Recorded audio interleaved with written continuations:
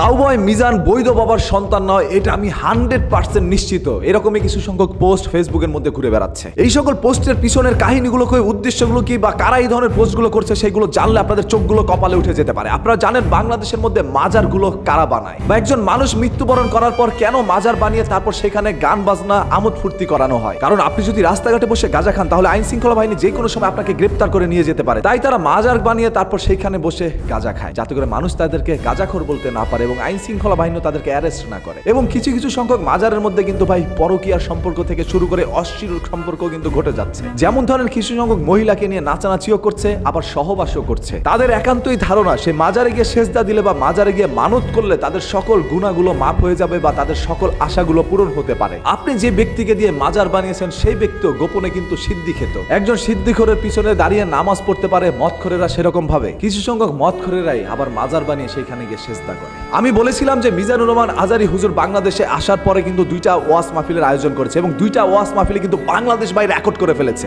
এবং এইটা থেকে মাজার পূজারীরা একেবারে সহ্যই করতে পারছে না ভাই, তাদের রাতের ঘুম হারাম হয়ে গেছে। যার কারণে ফেসবুকের মধ্যে তারা একের পর এক পোস্ট করে যাচ্ছে। সেই কত বছর আগে কিন্তু মিজানুর রহমান আজারি বলেছিল নবীজিকে কাউবয়, যার কারণে কিন্তু আপনারা সবাই এখন সেই প্রতীকটাকে টেনে ধরে এনে এখন বলতেছেন মিজান একটা কাউবয় এবং তিনি নাকি বৈধ বাবার সন্তানও না। ভাই এগুলো কি মানা যায়? আপনি কিভাবে 100% নিশ্চিত হইলেন যে তিনি বৈধ বাবার সন্তান নন? এখন আমি যদি বলি আপনি বৈধ বাবার সন্তান নন, তাহলে কি এটা আপনি মেনে নেবেন? এটা কোনো মাজার পূজারীরাই কিন্তু মেনে নেবে না। মিজানুর রহমান আজারির আম্মা জান কিন্তু কোনো মাজারের মধ্যে গিয়ে বসে থাকতেন না। মাজারের মধ্যে যে সকল মহিলারা সবসময় বসে থাকে, শুয়ে থাকে, মাঝে মাঝে তারা কিন্তু অবৈধ সন্তানের পয়দা দেয়। সেরকম ভাবে অবৈধ সন্তান মিজানুর রহমান আজারি না। তাই অন্যকে অবৈধ সন্তান বলার আগে একটু নিজেরটাও চিন্তা করে দেখবেন আপনি কতটুকু বৈধ বাবার সন্তান। দেখেন ভাই, আমাকে দিয়ে মাজার নিয়ে কথা বলায়েন না, কারণ অনেক কথা মনের মধ্যে রয়েছে যেগুলো বলতে পারি না। আপনাদের এই সকল খোঁচাখাচির কারণে আমার মনের কথাগুলো মাঝে মাঝে বেরিয়ে যায়। আমি সেই সকল মাজারকে নিয়ে কথা বলছি না যে সকল মাজারের সামনে আসলে ভালো কাজ করা হচ্ছে, কোনো খারাপ কাজ করা হচ্ছে না। অবৈধ বাজার আর বৈধ মাজারের মধ্যে ভাই পার্থক্যটা কি আপনারা একটু কমেন্ট করে জানাবেন। এবং মিজানুর রহমান আজারিকে দেখে যারা জ্বলে পুড়ে ছারখার হয়ে যাচ্ছেন, যাদের পিছনে বা পশ্চাৎ দেশের মধ্যে আগুন ধরে গিয়েছে,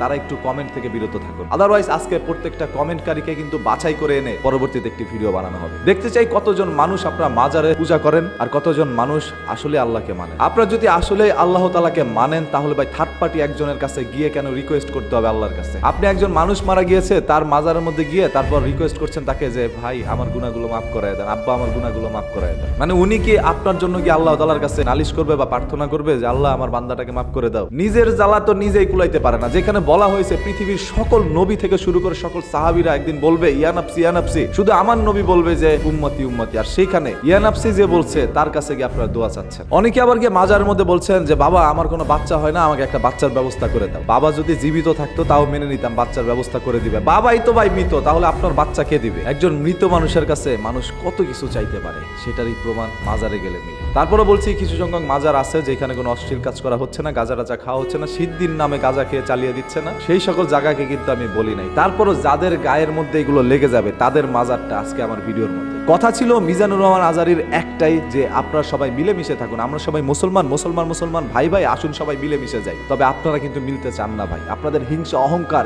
এতটাই বেশি, আপনারা এতটাই উগ্র ভাই, যেটার প্রমাণ আপনারা বারবার দিচ্ছেন। আমাদের সৃষ্টিকর্তা যেহেতু এক এবং এটা আপনারাও মানেন, সেহেতু যা কিছু চাওয়া পাওয়া সব সৃষ্টিকর্তার কাছেই চা। মাঝখানে থার্ড পার্টি এনে কাউকে উসিলা বানানোর দরকার নেই। আল্লাহ তাআলা সরাসরি আপনার সাথে কিন্তু কন্ট্রাক্ট করছেন, নামাজের মাধ্যমে আল্লাহর সাথে আপনি কথা বলতে পারছেন, সেখানে আরেকজনের কাছে গিয়ে কেন নালিশ দিতে হবে? আরে মৃত বাবা কখনো আপনাকে জীবিত করতে পারবে না, আর মৃত বাবা কখনো আপনার পেটের মধ্যে সন্তানও দিতে পারবে না। যদি সন্তানের একান্তই প্রয়োজন হয় তাহলে জীবিত যে সকল বাবারা ঘুরে বেড়াচ্ছে তাদের কাছে যান। আমি গ্যারান্টি দিয়ে বলতে পারি বাচ্চা বৈধ হোক আর অবৈধ হোক, বাচ্চা আপনার হবেই। তবে যারা যারা মিজানুর রহমান আজারিকে এইভাবে অবৈধ বাবার সন্তান বলছেন তাদেরকে এখন এই ভিডিওর মাধ্যমে একটু সতর্ক করে দিলাম। আদারওয়াইজ আপনাদের 14 গোষ্ঠীর ডিটেলস বের করে পরবর্তীতে ভিডিও বানানো হবে। বাই দ্য ওয়ে, দেখা হবে আপনাদের সাথে পরবর্তী ভিডিওতে খুব শীঘ্রই। সবাই ভালো থাকবেন, ভালো রাখবেন, মন্দ হতে বিরত থাকবেন। বরাবরের মতো কথা কিন্তু একটাই, ধর্ম অন্য নির্বিশেষে আমরা সবাই মানুষ, মানুষ হচ্ছে সর্বদা মানুষের পাশে দাঁড়াতে, এটাই তো আমাদের একটি নীতি হতে পারে। আসসালামু আলাইকুম, আল্লাহ হাফেজ।